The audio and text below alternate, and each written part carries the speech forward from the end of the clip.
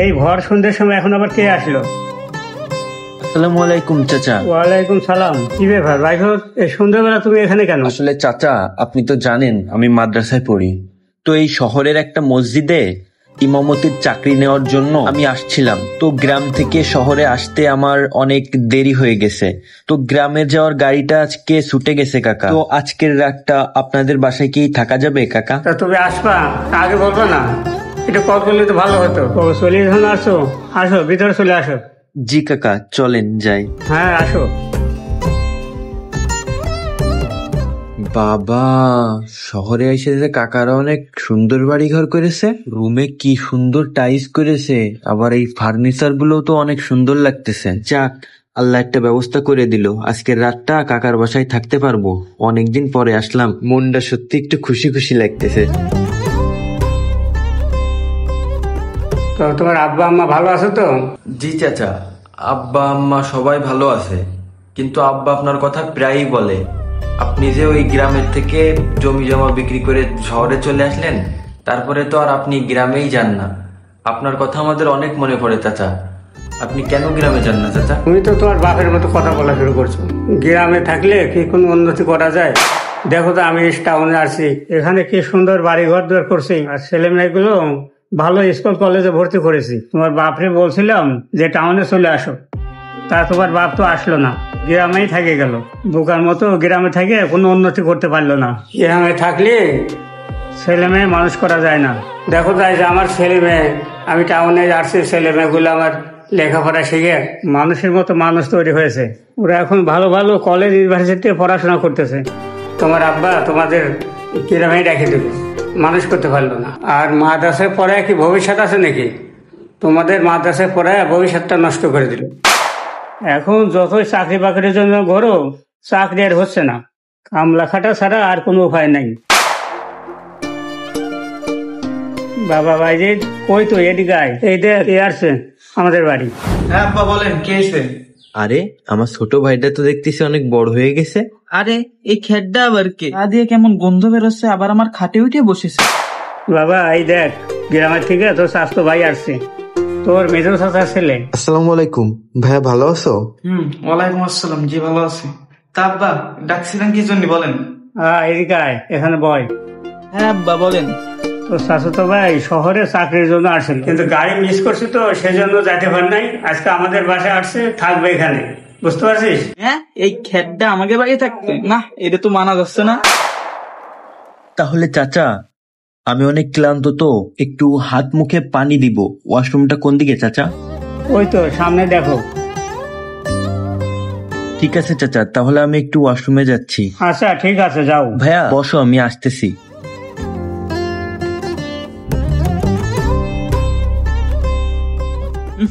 আব্বা আপনিও কারে ঘরে ঢুকাইছেন? আর ও কি জামা কাপড় পরে আইছে? ওর গা দিয়েও গন্ধ বেরোচ্ছে, ওর ব্যাগ দিয়েও গন্ধ বেরোচ্ছে। আপনি আমার কাছে জিজ্ঞেস করছেন ঘরে ঢুকানোর আগে? আরে ও মাদ্রাসা পড়ে তো, এই জন্য পাঞ্জাবি পরে আসছে, বুঝতে পারছিস? না আব্বা, ওরে এখনই বাসা থেকে খেদাবেন, ওর গা দিয়ে গন্ধ বেরোচ্ছে, আমি এটা থাকতে দিতে পারবো না।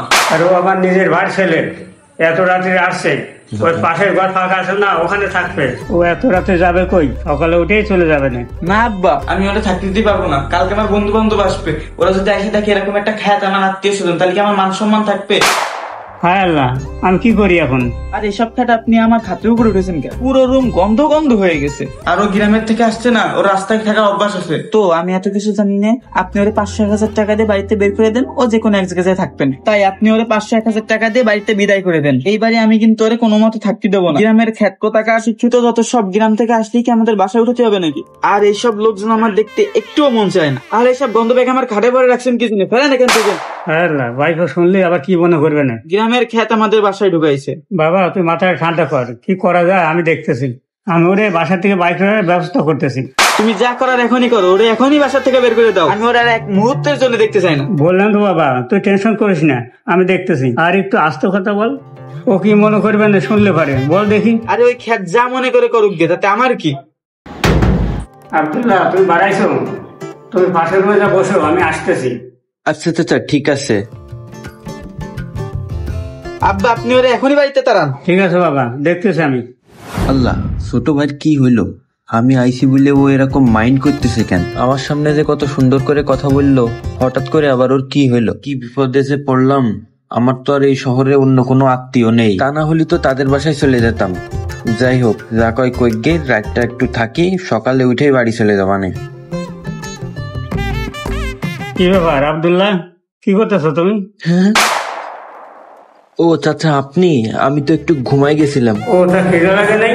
কিছু খাওয়া দাওয়া করবে না? না চাচা, খাওয়া দাওয়া করবো না, একবারে সকালে বাইরে যেয়ে কিছু খেয়ে নিবানে, এখন কিছু খাবো না। তো বাবা, একটা কথা শোনো, তোমার আমি কিছু টাকা দিচ্ছি, ওই টাউনে যে কোনো হোটেলে যা, ওখানে খাওয়া দাওয়া করে ওখানে শুয়ে থাকবে, ভালো হবে না?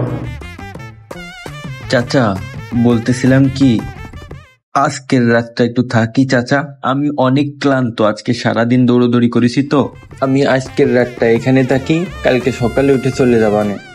না বাবা, তুমি বাইরে যা থাকলে ভালো হতো একটু। হ্যাঁ চাচা, আমি বুঝতে পারিছি আপনি এই কথা কেন বলতেছেন। আসলে চাচা, ছোট ভাই আপনার সাথে যেই কথাগুলো বলতেছিল আমি সবই শুনেছি। হায় রে আল্লাহ, ভাইপো সব শুনে ফেলেছে, মান শুনে তো এবার সব গেল। আসলে আমি অনেক ক্লান্ত তো চাচা, এজন্য তখন যাইতে পারি নাই, নাইলে আমি তখনই চলে যেতাম। এই ঘরে এসে শুইতেই আমার একটু ঘুম চলে এসেছে। আর চাচা, আমি তো মাদ্রাসায় পড়ি, মাদ্রাসায় তো এরকম পাঞ্জাবি পরে চাচা। আর ছোট ভাই স্কুল কলেজে পড়ে তো, আর স্কুল কলেজে তো এইভাবে কেউ পাঞ্জাবি পরে না, এজন্য মনে হয় ওর কাছে এই বিষয়টা ভালো লাগেনি চাচা। আর আমাদের গ্রামের দিকে তো জামা কাপড় পরা নিয়ে এত বাস বিচার করা হয় না চাচা, কিন্তু আমরা গ্রামে থাকি তাই বলে তো আমাদের কিছু নেই এমনটা না চাচা, আপনি তো জানেনই। কিন্তু ছোট ভাই মনে হয় আমার গরিব মিসকিন মনে করেছে চাচা। আমরা আসলে অতটা লোক দেখানো পছন্দ করি না চাচা। আপনি তো আমার নিজের বাপের বড় ভাই, আপনি তো জানেনই।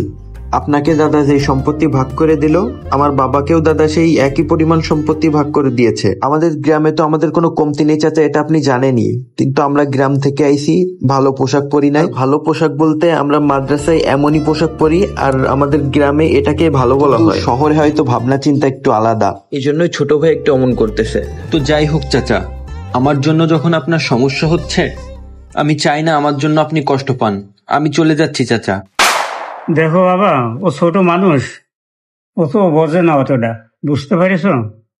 তুমি কিছু মনে করো না, ঠিক আছে? আজকে রাতে তুমি এখানেই থাকো। না চাচা থাক, সমস্যা নেই, আমি এইখানে থাকলে ছোট ভাই মনে হয় রাগ করতে পারে, তাই আমি এখনই চলে যাচ্ছি চাচা। আমার জন্য আপনি কষ্ট পাবেন এটা আমি চাই না। শোনো বাবা, ও ছোট মানুষ, কি দেখি বলে ফেলেছে, তুমি ওর কথা কিছু মনে করো না। তুমি আজকে রাতে এখানেই থাকো, আমি তোমার খাবার দাবার ব্যবস্থা করতেছি। না চাচা থাক, লাগবে না, আমি আজকে চলে যাচ্ছি, অন্য কোনো দিন আসবো না চাচা। ঠিক এমনই ভাবে আমাদের সমাজে কিছু মানুষ আছে যারা গ্রামের মানুষদেরকে মানুষ বলেই মনে করে না, কিন্তু তাদেরকে এটা মাথায় রাখতে হবে যে বেশিরভাগ গ্রামের মানুষরাই সহজ সরল এবং সুন্দর মনের হয়ে থাকে। আর তাছাড়া সবার উপরে মানুষত্ব, তাহার উপরে কিছু নয়, এবং আল্লাহ তাআলা নিজে আমাদেরকে আশরাফুল মাখলুকাত বা সৃষ্টির সেরা জীব হিসেবে তৈরি করেছেন। এজন্য আমাদের কাউকে এই ছোট চোখে দেখা যাবে না, একে অপরের প্রতি সম্মান এবং ভালোবাসা রাখতে হবে।